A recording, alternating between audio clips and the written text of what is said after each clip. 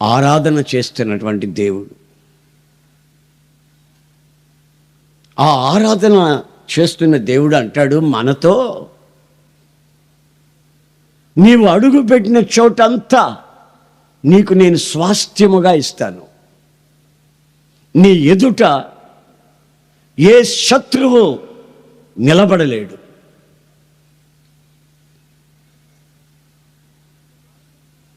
ఒక మార్గం గుండా వస్తారు వాళ్ళు నిన్ను ఏదో చేయాలని, కానీ 7 మార్గాల గుండా వాళ్ళు పరిగెత్తుతారు, పారిపోతారు.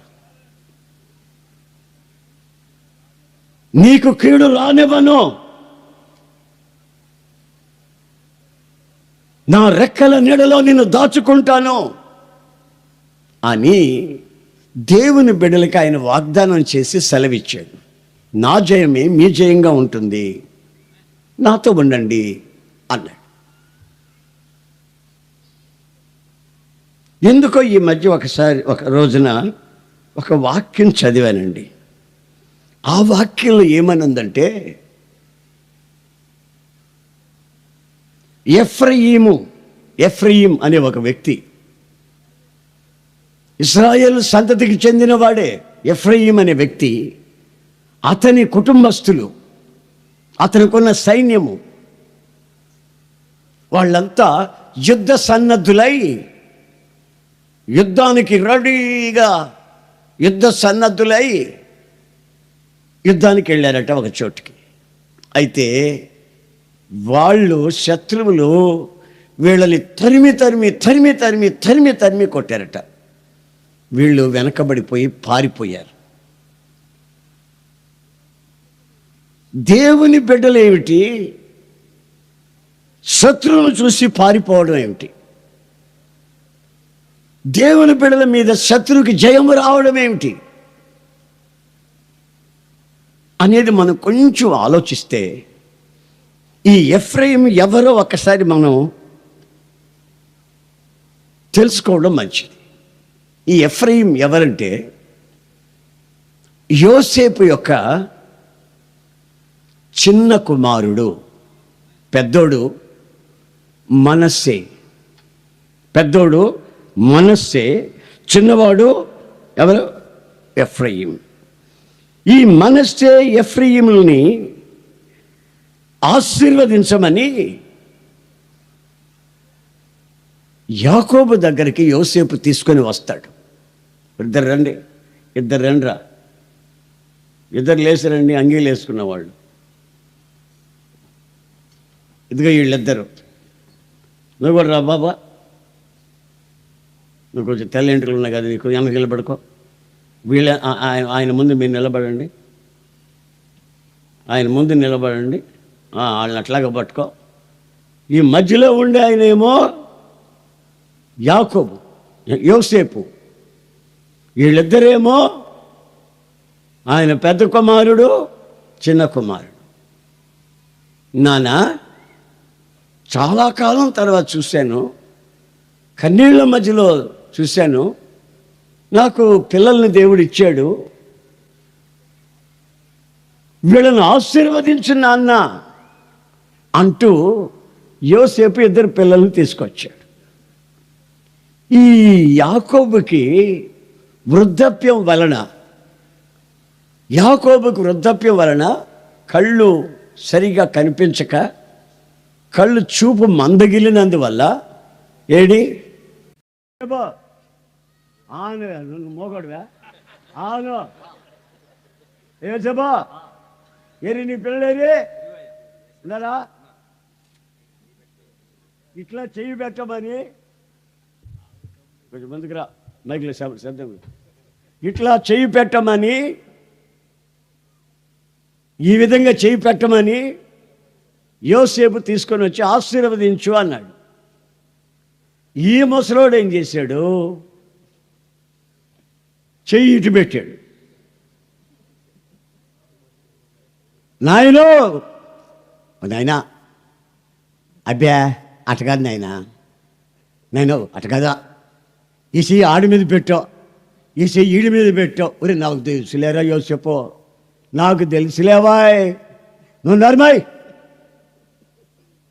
నాకు తెలియదు అనుకున్నావాడ్రా, ఈడేగా మనిషే, ఈడేగా ఎఫ్రాయిం అని కుడి చేత్తో ఎఫ్రాయిముని, ఎడమ చేత్తో పెద్దోడిని ఆశ్రయించి ఇక తీసుకెళ్ళరాలి. తీసుకెళ్ళి ఇంకా నిలబడ్డా, తీసుకెళ్ళరాలి. తీసుకెళ్ళిన తర్వాత యోసేపు ఆలోచిస్తున్నాడు, ఏంటి నాన్నగారు ఇటు తిప్పి పెట్టాడే చెయ్యా, ఆర్డర్ తప్పాడే, పద్ధతి తెలియలేదే, ఎవరు సీనియరు ఎవరు జూనియర్ దీంట్లో, ఏమండలే ఎవరు జూనియరు ఎవరు సీనియరు, ఇటు పెట్టాడు, ఇటు పెట్టాలి కదా, కుడివైపు పెద్దోళ్ళని తీసుకొచ్చి పెట్టానే, ఎడంచి కుడి చేతిని ఎడం చేతిని మార్చి పెడుతున్నాడు ఏంటి ముసలోడు అని ఆలోచిస్తున్నాడు. అంటే ఇశ్రాయేలు ఏమంటాడంటే, ఒరేయ్ నాకెందుకో మనసులో అనిపిస్తుందిరా, వీడున్నాడే ఎఫ్రాయిం ఉన్నాడే, వీడు బహుగా, వాడి పేరే అభివృద్ధి, ఎఫ్రాయిం అనే దానికి అర్థం అది. ఈ అభివృద్ధి మరింత అభివృద్ధి పొందాలనేది నా ఆశ, కనుక వాడిని నేను ఆశీర్వదిస్తానురా, మరింత ఆశీర్వించబడాలి. ఈ మనస్సే పెద్దవాడి కంటే కూడా ఆశీర్వించబడాలి. నన్ను దేవుడు అలాగే ఆశీర్వదించాడు, మా అన్న కంటే నన్ను ఎక్కువగా ఆశీర్వదించాడు, కనుక ఆ ఆశీర్వాదం వీడికి రావాలి అని ఈ యొక్క మనస్సే కంటే ఎఫ్రాయిముని, చిన్నోడిని పెద్దోడుగా ఆశీర్వదించాడు. ఇప్పుడు మిమ్మల్ని అంతా నేను ఇలా చూస్తూ ఉంటే నాకు అదే అనిపిస్తుంది, ఈ రాష్ట్రంలో క్రైస్తవులు ఎంతమంది లేరండి, ఎన్ని సంఘాలు లేవండి, ఎన్ని దగ్గరల కూటాలు జరగటం లేదండి. మరి ఎందుకు మిమ్మల్ని ఇక్కడికి తీసుకొచ్చాడంటే, ఆయన కుడి చేతిని మీ మీద పెట్టే ఉన్నాడు. దేవునికి స్తోత్రం, హల్లెలూయా. ఆయన కుడి చేతి దక్షిణ హస్తముతో మిమ్మల్ని ఆశీర్వదించి, దేనికి పనికిరాని నీ స్థితిని మార్చి, నీ జీవితంలో ఉన్న ప్రతికూలాలని మార్చి, ఆయన ఇప్పుడు ఆయన సన్నిధికి, కల్తీ లేని దేవుని వాక్యం దగ్గరికి సమర్పించబడిన దైవ సేవకులు, జీతాలకు బత్తాలకి గుండెలు బాదుకోకుండా దేవుని కొరకు జీవిత కాలాన్ని సమర్పించుకున్న దైవ సేవకుల దగ్గరికి, జ్యేష్ఠుల సంఘము దగ్గరికి మిమ్మల్ని ఎందుకు తీసుకొచ్చాడంటే, మిమ్మల్ని ఆయన క్రైస్తవులందరికంటే కూడా ఓ ప్రత్యేకమైన శైలిలో మిమ్మల్ని ఆశీర్వదించి ఇక్కడికి తీసుకొని వచ్చాడు. మీరు నమ్మినా నమ్మకపోయినా నా గుండెల్లో ఒక నిశ్చయం ఉంది, మిమ్మల్ని ఒక ఉన్నతమైనటువంటి ఉద్దేశము చేత ఆయన మిమ్మల్ని ఇక్కడికి తీసుకొని వచ్చాడు. ఇది ఎవడు కాదనలేడు. అయితే ఒకటి మాత్రం నిజం, ఇంత ఉన్నతమైన అనుభవంకి మిమ్మల్ని తీసుకొని వచ్చిన తరువాత యుద్ధం వచ్చినప్పుడు ఈ మనస్సే తమ్ముడు, ఈ ఎఫ్రాయిం ఇంత భయంకరమైన పరిస్థితిలోని చిన్నవాడిగా ఉన్నవాడిని పెద్దవాడిగా చేసి, మారు మనసు ఇచ్చి, నీకు విలువను అనుగ్రహించి, బాప్తిసం పొందింపచేసి, ఆయనతో నిబంధన చేయించి, నీవు కోరుకున్నప్పుడు పరిశుద్ధాత్మ నింపదను నీకు ఇచ్చి, నీ ఆత్మయు శరీరమును జీవమును నిందారహితముగా మార్చుచూ ఉన్నటువంటి ఈ రోజుల్లో, ఈ అనుభవాల మధ్యలో ఇలాంటి పరిశుద్ధుల సహవాసంలో మిమ్మల్ని తీసుకుని వచ్చి కూర్చోబెట్టి పవిత్రమైన వాక్యము చేత ఉదక స్నానం చేయిస్తున్నాడు. ఇది ఇంత అయిపోయిన తరువాత మీ జీవితంలో, ఎఫ్రాయిం జీవితంలో ఒక యుద్ధం వచ్చిందంటండి. యుద్ధం వస్తే అందరు యుద్ధ సన్నద్ధులై ఉన్నారంట, కానీ పారిపోతున్నారు. వాళ్ళు వెకిలి నవ్వుతున్నారు. ఎఫ్రాయిం, నీ పేరు అభివృద్ధి, అందుకే పారిపోతున్నావా? నీవు మనుషుల దయ దేవుని దయ పొందినవాడివే, నీ పితరుల దయ పొందినవాడివే, పితరుల చేత ఆశీర్వించబడ్డావా, చిన్నవాడివా ఇండి కూడా పెద్దవాడిగా మార్చబడ్డావా? మరి ఎందుకు పారిపోతున్నావు? ఎందుకు వెన్ను చూపిస్తున్నావు శత్రువుకి?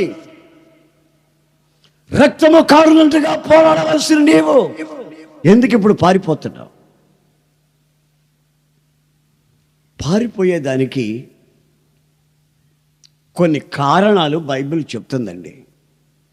ఇప్పుడు నీవైనా నేనైనా జయాన్ని కోరుకుంటాం. ఎప్పుడు జయించాలి?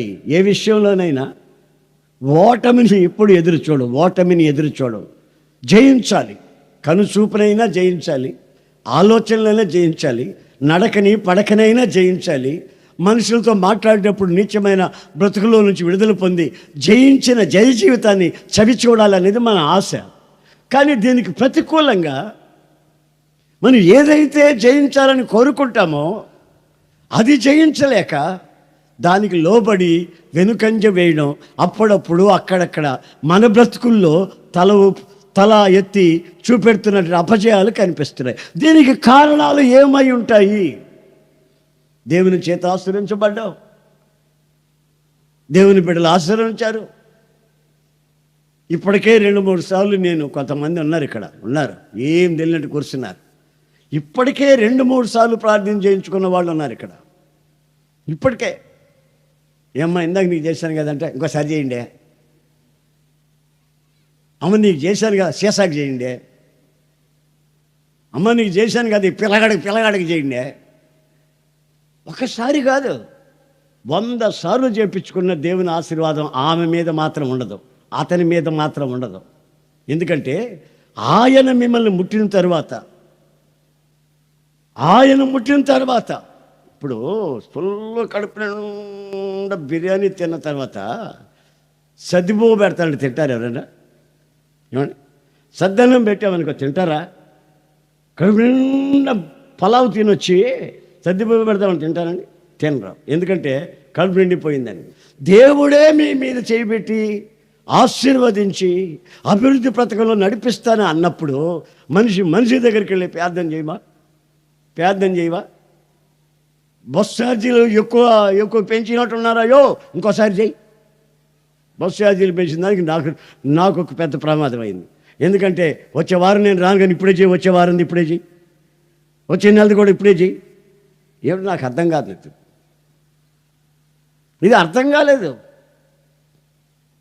ఒక్కొక్కరికి తల్లో 2 ముంజులు లేవు. పెద్ద తల్లో పెద్ద తాటికాయలో 3 ఉంటాయి, వంకని మూతి తాటికాయలో 2 ఉంటాయి, ఇంకా గొటిక కాయలు ఉంటాయి చిన్నవి, గొటికి పిల్లి మూత ఉంటాయి, పిల్లి మూతి దానికి ఒకటే ఉంటుంది. అంటే పెద్ద మెదడు చిన్న మెదడు 2 ఉన్నాయనుకోండి, ఒకసారి ప్రార్థన చేస్తే సరిపోతుంది. ఇప్పుడు 2 మెదడులు లేవు కదండి. పెద్ద మెదడు ఉంటే చిన్న మెదడు లేదు, చిన్న మెదడు ఉంటే పెద్ద మెదడు లేదు. మరి ఏమైనట్టంటే ఆడు సాతానుగా ఉన్నాడే, స్పూన్ పెట్టుకొని చెంచా పెట్టుకొని శుభ్రంగా ముంజు తిన్నాడు. ఆ మెదడు ముంజు తినేసాడు, ఏలు పెట్టి ఒత్తి లాగాడు, అయిపోయింది. ఇప్పుడు మనం ఎన్ని చెప్పినా అర్థమై సావదో. ఒకేసారి 1 టచ్. ఇప్పుడు రక్తస్రావంతో ఉన్న స్త్రీ ఉంది, యేసు ప్రభు దగ్గరకు వచ్చింది, 12 ఏళ్ల నుంచి బాధపడుతూ ఉంది. ఆయన వస్త్రపు చెంగు పట్టుకొని ఒక అరగంట ఊగులాడిందా? ఏమండి, ఒక అరగంట అయినా ఊగులాడిందా? ఒక 5 నిమిషాలైనా ఊగులాడిందా పట్టుకొని గట్టిగాను? ఆయన వస్త్రాన్ని అలా ముట్టింది, అలా వదిలేసింది. ఒక క్షణంలో అంతా జరిగిపోయింది. ఎందుకంటే ఆమెలో అర్హత ఉంది, ఆమెలో ఉన్న విశ్వాస పరిమాణం. అలా ముట్టుకొనిపే యేసయ్య తిరిగి చూస్తున్నాడు. ఇప్పుడు నన్ను ఎవరు ముట్టుకున్నారు అని. ఆమె అంటది, అయ్యా నేనే ముట్టుకున్నాను. అదేనమ్మా, నాకు ఎవరో ముట్టుకున్నారు, నాకు తెలిసింది. నాలో ఉన్న ప్రభావము ఆ వ్యక్తిలోకి వచ్చింది. ఆ ఫీల్, ఆ అనుభవం, ఆయనలో నుంచి వస్తున్న ఆ శక్తి, ఆమె అనుభవించిన ఆ అనుభవాన్ని యేసయ్యతో ఒప్పుకుంటుంది. రోజు ప్రార్థన చేసుకోవాలండి. ఇప్పుడు చిన్నప్పుడు అయితే మనం ముక్కు గడిగాం, అది గడిగాం, ఇది గడిగాం, అన్నీ గడిగాం చిన్నప్పుడు పిల్లలకి. మళ్ళీ ఎదిగిన తర్వాత కూడా గడగతానే ఉంటావా? ఒక ఎదుగుదల చిన్నోడిని పెద్దోడిని చేసేసి, బాబు నువ్వు వెళ్ళిన చోటంతా నీకు జయమురా బాబు అంటే, అక్కడికి వెళ్ళి యుద్ధ సన్నద్ధుడై ఉండి కూడా అతను అక్కడ నిలబడలేక, అతనితో ఉన్నవాళ్ళు నిలబడలేక ఇప్పుడు పారిపోతా ఉన్నారు. ఏమిటయ్యా సంగతి అంటే, చదవండి, నేను చెప్తాను మీకు, ఆ వాక్యాన్ని చదవండి. ముందు 78వ కీర్తన 9వ వాక్యం చదువుకోండి. ముందుగా 78వ కీర్తన 9వ వాక్యాన్ని చదువుకోండి. ఆ తరువాత యెషయా గ్రంథం 11, 13 కూడా చదవండి.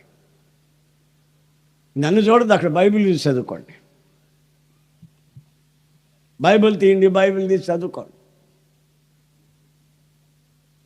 ఇక్కడ ఎవరైనా భక్తులు, దైవజనులు, బైబిల్ ఉన్న దైవజనులు ఎవరంటే కొంచెం మైకులు చదవండి. ఎఫ్రాయిమునుకున్న మచ్చరము పోవును, యూదా విరోధి. నేను ఏం చెప్పాను ముందు చదవమని? 78:9వ వాక్యం కీర్తన. విండ్లను పట్టుకొని యుద్ధ సన్నద్ధులైన ఎఫ్రాయిము సంతతి వారు యుద్ధ కాలమున వెనుకకు తిరిగిరి. కాలమేమో యుద్ధ కాలం, వీళ్ళేమో పూర్తిగా యుద్ధ సన్నద్ధులై ఆయుధాలన్నీ ధరించుకొని ఉన్నారు. కానీ ఓడిపోయి పరిగెత్తుతున్నారు. ఇంకా యుద్ధం రాలేదు, వీళ్ళని వాళ్ళు తరిమి కొట్టడం లేదు, అప్పుడే వీళ్ళు పారిపోతూ వస్తున్నారు. దీనికి కారణం ఏంటంటే, అదే యెషయా గ్రంథం 11, 13 రాయబడింది.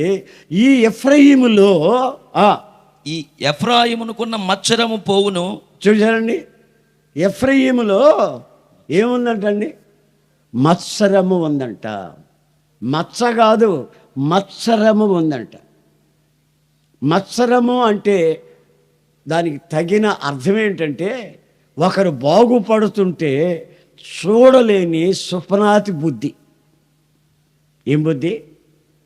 భార్యాభర్తలు కళకళ్ళాడితే కనబడ్డారనుకో, వాళ్ళకి ఎంతసేపు చిచ్చు పెట్టి వాళ్ళని ఎడదీసిన దాకా కొంతమందికి నిద్ర పట్టదు. వాళ్ళు ఎవరంటే గుండె నిండా మత్సరము ధరించుకొని ఉంటారు. మత్సరం. మా ఊళ్ళోకి పోదాం. మా ఊళ్ళోకి పోతే అట్టాటోళ్ళని చూసి మేమేమంటామంటే, ఇది కూడా వచ్చాడు రా పోరాసుపోడు. ఏమంటాడు? కారాసు కాదు, పోరాసుపోడు వచ్చాడు రా. ఒకరు తింటుంటే ఈడు సహించలేడు, ఒకరు మంచి బట్టలు కట్టుకుంటే ఈడు వారలేడు, ఒకరు ఇల్లు కట్టుకుంటే ఈడు చూడలేడు, వాళ్ళ పిల్లలు పెళ్ళైపోతుంటే ఈడు సహించలేడు, వాళ్ళ పిల్లలు పాస్ అయిపోతుంటే ఈడు ఏదో ఒక తిరకాసు పెడతాడు. వీడు పరంతా వాడి గుండె నిండా కుళ్ళు, పోరాసం. దాన్నే అందంగా మత్సరము అన్నారు. దుష్టుల క్షేమము కంటబడినప్పుడు, దుష్టులు కొంతమంది ఉంటారు, గుండ్రాళ్ళు లాగా ఉంటారు. వాళ్ళకి రోగాలు రావు, అజీర్తి చేయదు, తినడం, పండుకోవడం, దొంగ సొత్తు కొనడం, బీడీలు పొగాకు అమ్ముకోవడం, సిగరెట్లు అమ్ముకోవడం, అన్ని దరిద్రపు వ్యాపారాలన్నీ చేస్తారు. అయితే వాళ్ళు గుండ్రాళ్ళు ఉన్నట్టుంటారు, నిగ మెరుస్తా. సినిమాల చుట్టూ యమ తిరుగుతారు. తిండి అంటారా, కోళ్ళు తింటారు. అయితే దేవుని బిడ్డల్లో కొంతమంది ఏం చేస్తారంటే, ఆడు తింటున్నాడే, ఆడు సంపాదించేస్తున్నాడే, ఆడపిల్లలకి రోగాలు రావటం లేదే, వాళ్ళకి పెళ్ళిళ్ళు అయిపోతున్నాయే, ఇదే గుబులు. దాన్ని అంటారు మత్సరము. ఇంకా కొంతమంది ఉన్నారు బడాయోళ్ళు, ఎవరాళ్ళు? బడాయోళ్ళు. మా ఇంటి పక్కనే ఉన్నాడులే, మావాడే, మా బంధువే. ఇంట్లో గొడవలు పెట్టుకుంటూ ఉంటారు. పప్పు చేసేవేంటి, అది చేయలేదా, ఇది చేయలేదా, అది ఇదని గొడవలు పెట్టుకుంటుంటారు. ఏదో మినప్పప్పు పచ్చడో, పన్నీరకాయల పచ్చడో, తొక్కో తిని బయటకు వస్తాడు. వచ్చేటప్పుడు ఎట్టొస్తాడు? పుల్ల ఒకటి తీసుకొని, బా ముదిరిదిరా అంటా వస్తాడు. మాయా, ఓ మాయో, ఏంటి మాయా? అదే ముదిరిదిరా, 3 కోళ్ళు చాలేదురా ఇంట్లో మాకు. 3 కోళ్ళు. అది తిన్నదేంటి? మిరపకాయల పచ్చడి. వాడు బయటకు వచ్చాడంటే ఆడు బడాయి మాటలు మామూలు మాటలు కాదు. నోరు తెరిస్తే, మీరు తిన్నారా? మేము తిన్నాం లేవో అంటాడు. మీరు ఇల్లు కట్టారా? మేము కూడా కడుతున్నాంలే, రేపు పునాది వేస్తున్నాంలే అంటాడు.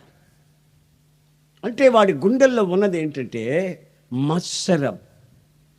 నా ప్రియమైన సహోదరులారా, నా నిండు చేతులు జోడించి దండం పెట్టి చెప్తున్నా, మీరంతా అక్రమాలు చేయరు, కూనీలు చేయరు, సంపరు, పొడవరు, ఈ దుర్మార్గమైన పనులకి అంత తేలిగ్గా తెగించలేరు. కానీ మీ గుండెల్లో ఉన్నాడు ఒకడు, వాడే నీ శత్రువు. ఆ శత్రువు ఎదుట నువ్వు నిలబడలేక, ఆత్మీయతలో ఎదగలేక, ఆ మత్సరం నీ బ్రతుకులో ఎంతకాలం అయితే ఉంటుందో అంతకాలం నీ వ్యక్తిగత జీవితంలో ఆశీర్వాదాన్ని నీవు కోల్పోతూనే ఉంటావు. సాతానుగాడు నిన్ను తరుముతూనే ఉంటాడు. బైబిల్ అంటుంది, సాతానుకి చోటు ఇవ్వకండి. నీవంటున్నావు, వాడు తరుముకుంటున్నాడు, నేను పారిపోతున్నాను. అరే, యుద్ధ సన్నద్ధుడు అయి ఉన్నావుగా, ఈటలు ఉన్నాయిగా నీ చేతిలో, డాల్ ఉంది కదా, బళ్ళెం పట్టుకొని ఉన్నావు కదా, నీవు కంగారు పడుతున్నావేంటి? ఎపిఎస్సి పత్రికలోకి వెళ్ళి మనం చదివితే ఏ అధ్యాయంలో చెప్పలే వినండి. ఎపిఎస్సి ఆ పత్రికలోకి వెళ్ళి చూస్తే ఏముందంటే దేవుడు అంటాడు, నేను ఇచ్చినటువంటి సర్వాంగ కవచాన్ని మీరు ధరించుకొనుడి. ఆపద్దినాన సాతానుకి ఎదురుగా మీరు నిలబడి ఓడిపోకుండా వాడిని ఎదిరించాలంటే మీకు నేను ఇచ్చినటువంటి సర్వాంగ కవచాన్ని ధరించుకొనుడి. ఆయన సర్వాంగ కవచం మనకిస్తాడట, దాన్ని మనం ధరించుకోవాలట. ధరించుకున్న దానితో నిలబడితే సాతానుగాడు మన దగ్గరికి రాడట. వాడి ముందు మనం ధైర్యంగా నిలబడగలమట. మనం చూస్తే వాడు పారిపోతాడు. ఏం వస్త్రం అది? సర్వాంగ కవచం. పౌలు పరిభాషలో మనం ఆయన చెప్పేటప్పుడు, ఆయన పత్రికలు రాస్తున్నప్పుడు ఒక పదాన్ని అప్పుడప్పుడు ఉపయోగిస్తూనే ఉంటాడు.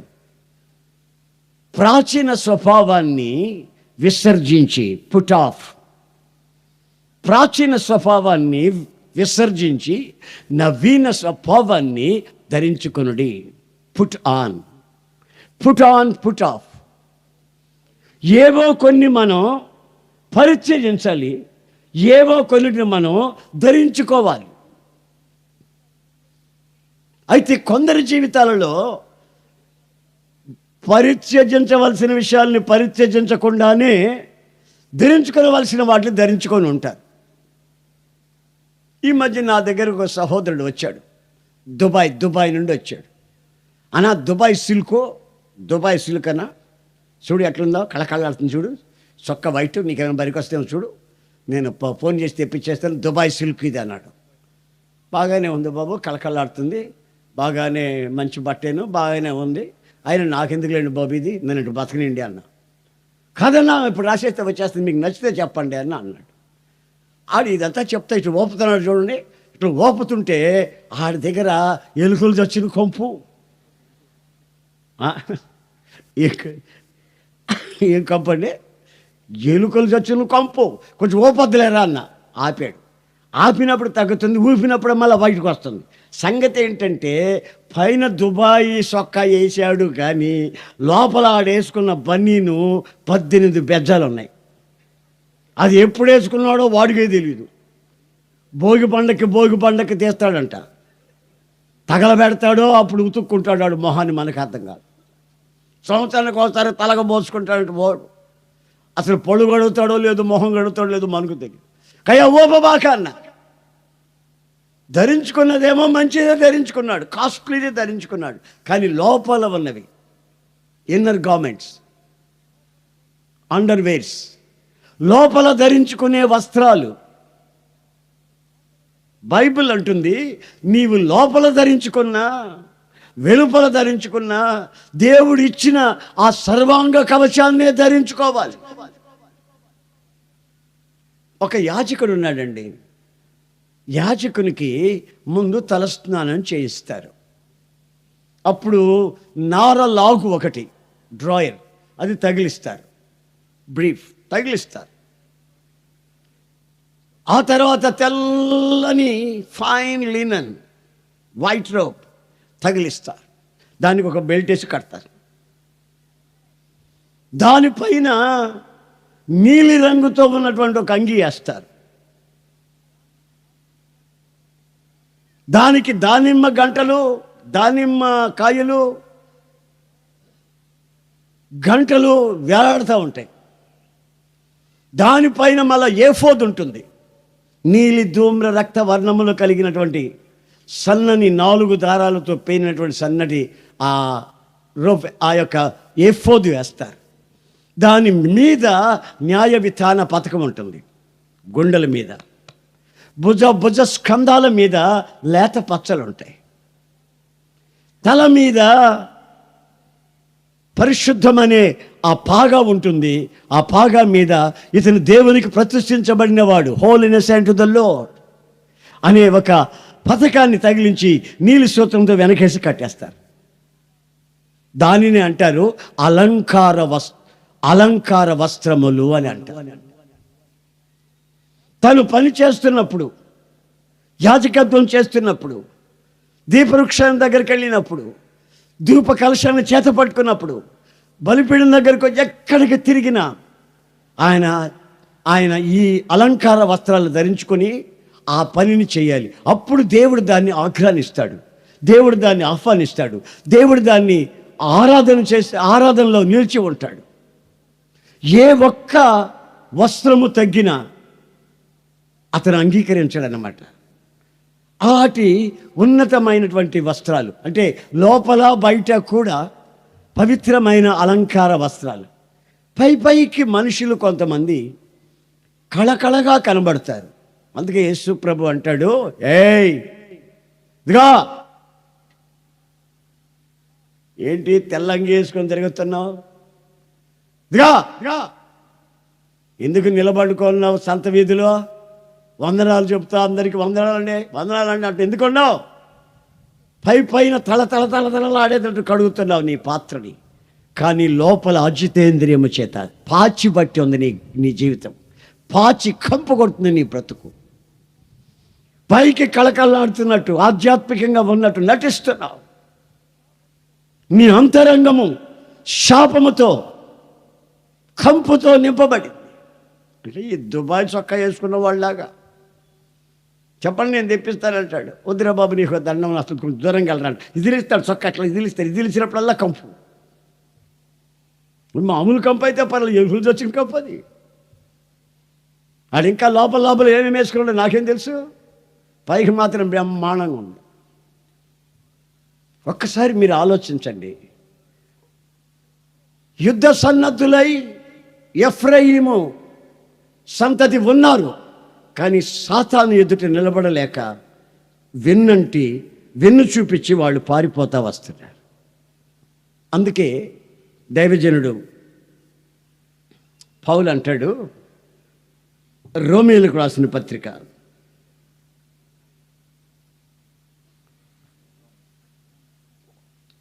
13వ అధ్యాయం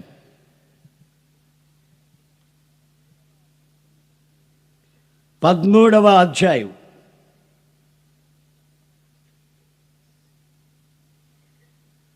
12, 13 2 వాక్యాలు చదువుకుందాం. రాత్రి చాలా గడిచి పగలు సమీపముగా ఉన్నది గనుక మనము అంధకార క్రియలను విసర్జించి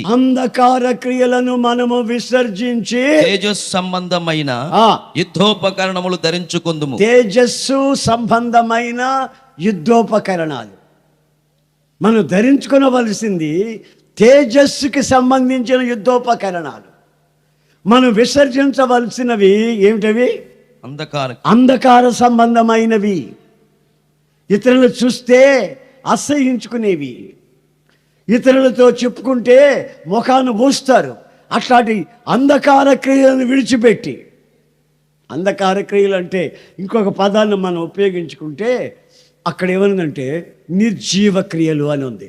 డెడ్ వర్క్స్, నిర్జీవ క్రియలు, అంధకార సంబంధమైన క్రియలు మనం విసర్జించాలి. నాన్నకు చెప్తే నాన్న చంపేస్తాడేమో, అంత భయం గల్ల బల్లి పిల్లవే. నాన్నకు తెలిస్తే నాన్న చంపేస్తాడేమో, అంత భయం గల్ల బల్లి పిల్లవే. ఎందుకు చేస్తున్నావు ఆ పని? ఎందుకు చేస్తున్నావు వాడికి ఫోను? ఎందుకు తిరుగుతున్నావు ఆ కాలేజ్ చుట్టూ? అంత భయం గల్ల బలి పిల్లలో. మా అమ్మకు తెలిసిందంటే, మా బాబాయికి తెలిసిందంటే నన్ను చంపి పోగులేసేస్తాడు అని అంటున్నావే, బాగానే ఉంది. ఆ భయం కలిగిన వ్యక్తివైతే ఇలా తెగించి నీచమైన కార్యక్రమాలకు తెగించి ఈ పాడు పనులు చేసడానికి సాహసిస్తారా? ఎవరు? పైకి మాట్లాడటం భయం ఉన్నట్టు, కానీ లోపల తెగించినటువంటి మూర్ఖత్వం, శాపం గూడు కట్టుకొని ఉంది. ఇక చిన్న లేదు, పెద్ద లేదు, గురువు లేదు, దైవం లేదు. ఏ వయసులో ఏమేమో వస్తాయి. వయసుకు తగినట్టుగా ప్రవర్తించకపోతే, నీచత్వానికి తెగిస్తే, మనం దైవత్వాన్ని పెంచిన తల్లిదండ్రుల్ని, మనకు వాక్యం అందించిన దైవజనుల్ని లెక్క చేయకుండా ఈ తుచ్చమైన అభిలాషల్లోకి పోతే నీ పరిస్థితి నిర్జీవ క్రియ, డెడ్ వర్క్. నువ్వు ధరించుకొనవలసింది తేజో సంబంధమైనటువంటి వస్త్రాలు. నిర్జీవ క్రియలు ఎలాగుంటాయో ఆ వాక్యంలోనే రాయబడింది. ఆ నిర్జీవ క్రియలు ఎలాగుంటాయో చూడండి, అక్కడ రాయబడింది చూడండి ఒకసారి. అల్లరితో కూడిన ఆటపాటలు, అల్లరితో కూడిన ఆటపాటలు, మత్తైనను లేకయు, మత్తు, కామ విలాసములైనను, కామ వికారాలు, పోకిరి చేష్టలు, కలహాలు, మత్సరమైనను లేకయు. చూసారండి, చివరిగా వాడిన పదం ఏమిటంటే మత్సరము. మత్సరం అండి. పోకిరి చేష్టలు ఎంత భయంకరమైనవో, అల్లరితో కూడిన ఆటపాటలు, సినిమాల్లోకి వెళ్ళి వచ్చే వాళ్ళ ఆటపాటలు ఎంత ఘోరమైనవో, కామ వికారాలు ఎంత అపవిత్రమైనవో, వాటితో సరిసమానముగానే ఈ మాట మత్సరం అనే పదాన్ని ఇక్కడ దైవజనుడైన పౌలు ఉపయోగిస్తున్నాడు. ఇది ఏమిటంటే నిర్జీవ క్రియ. నీ జీవితంలో లేకుండా నువ్వు జాగ్రత్త పడవలసిన క్రియ. Praise the Lord. హల్లెలూయా, హల్లెలూయా, హల్లెలూయా. గట్టిగా హల్లెలూయా. ఇప్పుడు 6 రాతిబాన్లు ఉన్నాయండి. 6 రాతిబాన్లు ఉన్నాయి. శుభ్రంగా కడిగారు, పెట్టారు. ఆ నూతిలో నీళ్లు తీసుకొచ్చి వీటిని నింపమన్నాడు దేవుడు. యేసుప్రభు చెప్పాడు. ఒకదాన్ని నింపేటప్పుడు రెండో రాతిబాని ఏమంటది? ఏమండే ఇట్లండే, ఇటు నుంచి పోండే, ఇటు నుంచి ఇది ఏమండే ఇటు నుంచి పోండే. కాదులండి, ఇది వరుసగా వస్తాము. అదే తోలు తిత్తులు అయితే ఏమయ్యా, నేను అంత కంటికి కనబడలేదే నీకు? ఆ రాతిబాని నింపుతావే, ఇదిగా నీళ్ళు తెచ్చినోడమే తలవాకు బిందు పోసిపోతే ఇంట్లో. అంతేగాని అది నింపిందాక మేము కూర్చొని ఉండాలి అక్కడ. నిన్ను బూజు బట్టి పడినావు అక్కడెక్కడో. నువ్వు బూజు బట్టి పడినావండి. ఎప్పుడో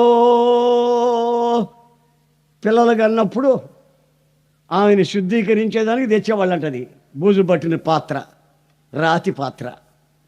అది తీసుకొని వచ్చి నేను బూజు దులిపి శుభ్రం చేసి వరుసగా నిలబెట్టి నీళ్లు పోస్తూ ఉంటే, ఆ నీళ్లు పోసేటప్పుడు అవి తోలుతిత్తులు కాదు కనుక అవి రాతి బాణలు కనుక అవి ఏమంటున్నాయి తెలుసా? రాతి బాణల మాటలు ఎట్లా ఉంటాయి, తోలు తిత్తుల మాటలు ఎలాగుంటాయి. ఈ రాతి బాణం ఏమంటుందంటే, నన్ను నింపుతున్నారా, ఓహో నా తర్వాత నా పక్కన, ఓహో నా తర్వాత అది పక్కన, అయితే అందరినీ నింపుతారా, దేవునికి స్తోత్రం అంటాయి ఈ రాతి బాణం. అదే తోలు తిత్తి అయితే ఏమంటే, తోలు తిత్తి వాళ్ళ సాంప్రదాయం, అది తోలు తిత్తి సాంప్రదాయం. ద్రాక్షారసం ఎప్పుడు రాతి బాణంలో పోయిరు. రాతి బాణంలో పోసేది ద్రాక్షారసం కాదు, తోలు తిత్తుల్లోనే ద్రాక్షారసం పోయాలి. అది వాళ్ళ ఆచారం. గనుక తోలు తిత్తుల్లో ఒక దాంట్లో పోస్తుంటే రెండో తిత్తి అంటే, దేవయ్య మనం తొక్కుకుంటూ వెళ్తున్నావు, ఇక పక్కన మొదలు కూడా నింపుతాం, కొంచెం ఆగవమ్మ తల్లి, కొంచెం ఆగమ్మ, అది అట్టండి మేము పోద్దండి బస్సు పోతుంటే. ఈ తోలు తిత్తులు ఎన్ని బస్సు ఎక్కాలండి, మా వాళ్ళు పోతున్నారు బస్సు ఎక్కాలండి.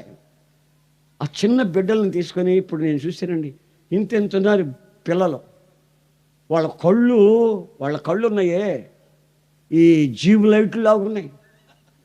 జీబు లైట్లు ఉంటాయి చూడు ముందు, ఇట్లా అట్లున్నాయి వాళ్ళ కళ్ళు, చిన్నవి ముద్దుగా ఉన్నారు పిల్లలు, జారడ బెత్తుడు.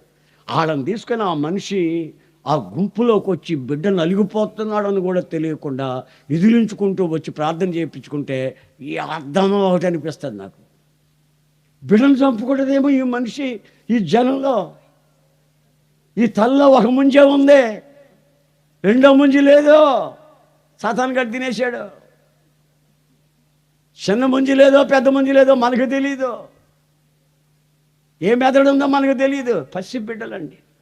ఈ తోలిత్తుల సాంప్రదాయాలు ఇవన్నీ.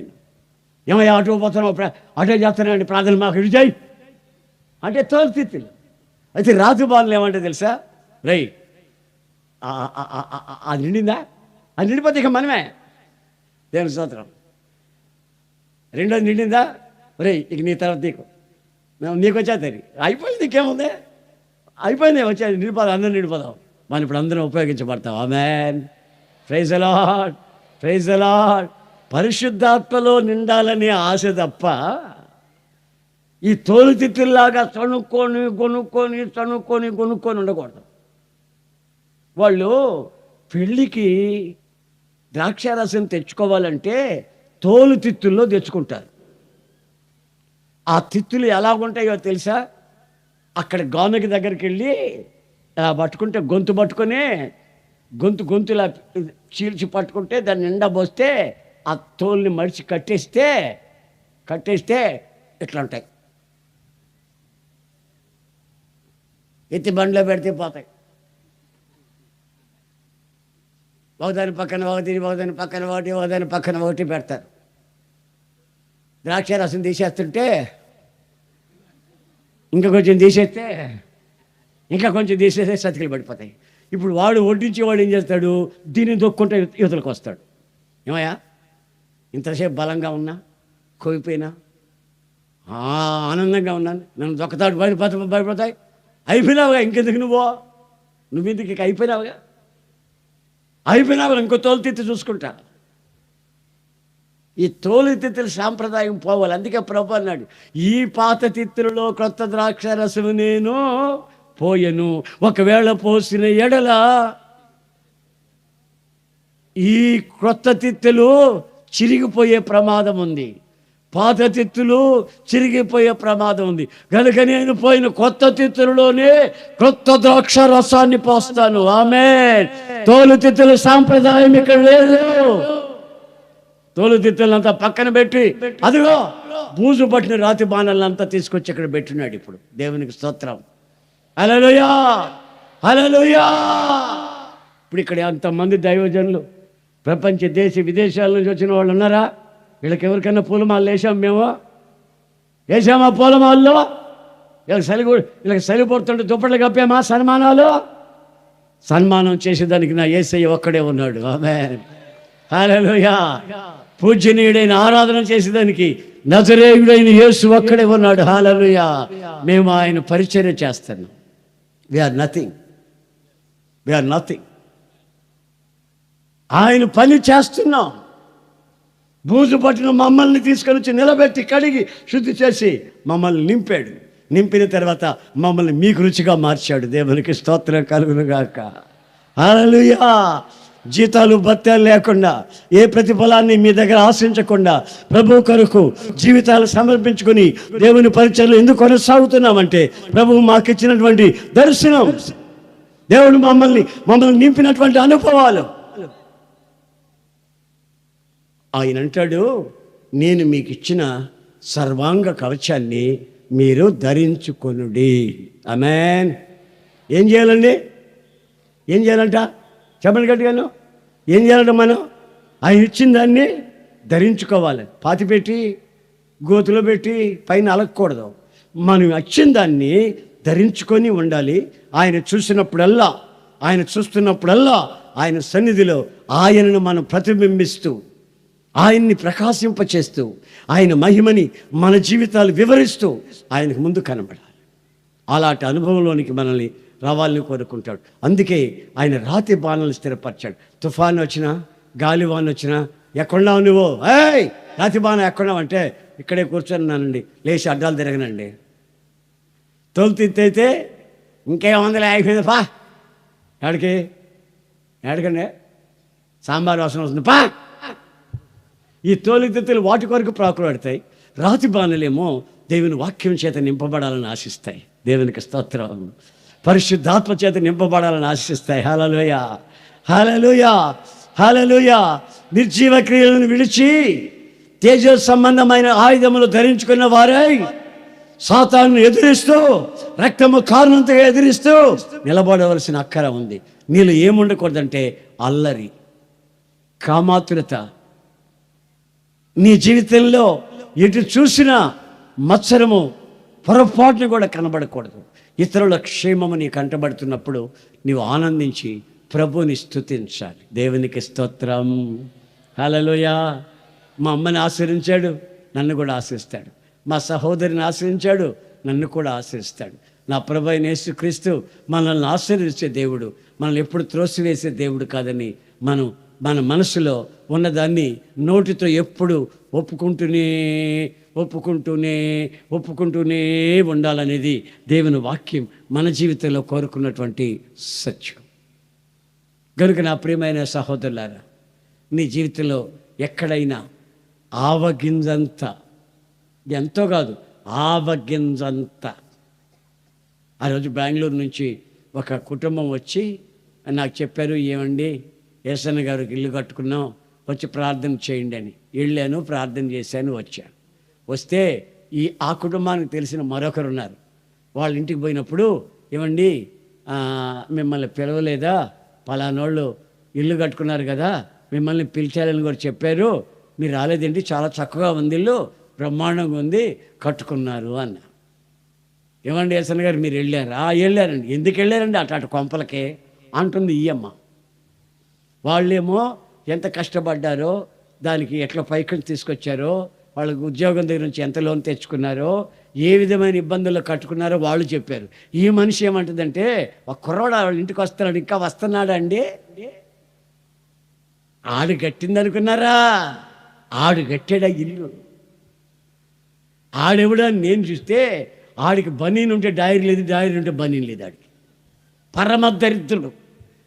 ఆడు కట్టించాడు ఇల్లు అని అంటదే కానీ వాళ్ళు కట్టుకున్నారయ్యా, మేము రాలేకపోయాము, బాగుందా ఇల్లు అని సంతోషపట్ల. కట్టారులే ఇల్లు, మేము కడతాం, చూడండి ఎట్లా ఉంటుందో విషయానండి. అంటే అర్థం ఏంటంటే, ఈమె గుండె నిండా మత్సరం ఉంది, నోటి నిండా స్తోత్రం స్తోత్రం స్తోత్రం స్తోత్రం స్తోత్రం, ఎలడు స్తోత్రం అంటది. కూర్చున్న దగ్గర గుట్టుగా కూర్చోదు, ముందు కూర్చున్న వాళ్ళని గుద్దతుంది. ఆత్మ వచ్చి గుద్దిందే గుద్దు, ఒకటే గుద్దు. వెనకుండే వాళ్ళు ముందు గుద్దతానే ఉంటుంది. ఒక్క అడుగు కూడా ముందుకు పోదు, వెనకపోదు. గుద్దిందే గుద్దుడు, చోదరా అంటది. అయితే గుండెల్లో ఉన్నది ఏంటో తెలుసా? మత్సరం. క్యాన్సర్ పుండు కంటే కూడా మహావేగంగా నీ ఆత్మీయ జీవితాన్ని పతనం చేసే ఆ భయంకరమైన స్వభావం. క్షేమంగా ఉన్న వాళ్ళని చూసినప్పుడు దేవుని స్తుతించడం, రేపు నాకు క్షేమాన్ని, సుఖాన్ని, నెమ్మది నాకు ఇవ్వబోతున్నాడు. లాగా, తోలుతిత్తుల్లాగా కాకుండా రాతి బాణల్లాగా ఎప్పుడైతే నువ్వు వాక్యం చేత నింపబడి నువ్వు ఆనందించి పరిశుద్ధాత్మలో నువ్వు పలుకుతావో మాటలు, అప్పుడు నీ జీవితానికి ఒక చెప్పశక్యంగానే ఒక ఆనందాన్ని ప్రభు నీకు అనుగ్రహించుటకు ఆయన కోరుకుంటున్న రోజు ఈరోజు. మీ జీవితాన్ని ఒక్కసారి ఈ రోజున పరీక్షించండి. దేవుని దీవెన ఉంది మీకు, ఉందా లేదా? ఉందా లేదా? డౌటా? ఉంటే అలా చెప్పండి. మనుషుల దీవెన ఉందా లేదా? పితరుల దీవెన, దైవ సేవకులు ప్రార్థన చేస్తే ఆ దీవెన మీ మీదకు ఉంటుంది. మీ నెత్తిని చేయబెడితే కాదు, ప్రార్థన చేస్తే చాలు ఆ దీవెన మీ మీదకి వచ్చేస్తుంది. ఎత్తిన పెడితేనే వచ్చేస్తుందేమో, పెన్నును తాకితేనే వచ్చేస్తుందేమో, కాళ్ళు పట్టుకుని ఊగులాడితేనే వస్తుందేమో అనుకుంటే మీ భ్రమ, తెలివి తక్కువ పనులు. మీరు ఎప్పుడైతే దేవుని సన్నిధిలో భయభక్తి కలిగి ఈ నిర్జీవ క్రియలను విడిచి పరిశుద్ధత కొరకు, పరిపూర్ణత కొరకు సాగిపోటుకు ఆశిస్తారో, ఆ ఆశిస్తున్న అనుభవాలలో నీ వ్యక్తిగత జీవితంలో ఆ యొక్క హోల్ హామర్ ఆఫ్ గాడ్, దేవుని యొక్క సర్వాంగ కవచాన్ని నువ్వు ధరించుకొని ఉంటావు. సాతానుగాడు వచ్చి నిన్ను చూస్తాడు. చూస్తే నీవు కనబడవు, నువ్వు ధరించుకున్న నూతన స్వభావం కనబడుతుంది. కనబడినప్పుడు వాడు నిన్ను చూసి గడగడ గడగడలు ఆడిపోతూ వెనకంజ వేస్తాడు. ఏమాత్రం నీవు కానీ ఆ బట్ట తీసేసి, ఆ యొక్క జీవం కలిగిన బట్టను తీసేసి, వెలుగు సంబంధమైన బట్టను తీసేసి దాన్ని ధరించుకోకుండా మళ్ళా నీ పాత బుద్ధులు, నీ స్వభావాన్ని నువ్వు ధరించుకున్నావు అనుకోండి, తప్పక ఓటమి పాలవుతావు. ఆత్మీయతలో ముందుకు వెళ్ళలేవు. నీ కుటుంబంలో నీకు అవమానాలు కలుగుతాయి. నువ్వు వెళ్ళిన ప్రతి చోట శాపమే కలుగుతుంది.